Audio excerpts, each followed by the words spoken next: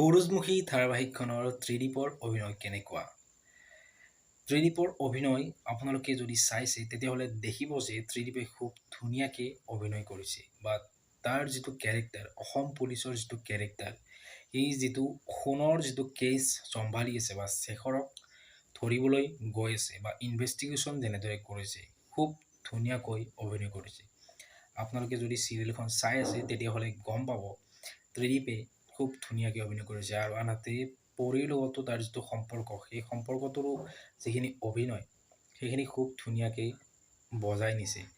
আৰু আমি আহি থকা খণ্ডকেইটাত দেখা পাম শেখৰক ধৰিবলৈ সক্ষম হ'ব ত্ৰিদীপে, কিয়নো ত্ৰিদীপে জানে যে শেখৰেই মেইন কালপ্ৰিট, তাৰ বায়েক আৰু সোণৰ যিটো কেছ চলি আছে সেইটোত শেখৰে মেইন কালপ্ৰিট। আৰু ত্ৰিদীপৰ অভিনয় খুব ধুনীয়াকৈ পালন কৰি গৈছে। আহি থকা দিনত ত্ৰিদীপে ভাল আৰু মুখ্য চৰিত্ৰত অভিনয় কৰা দেখা যাব।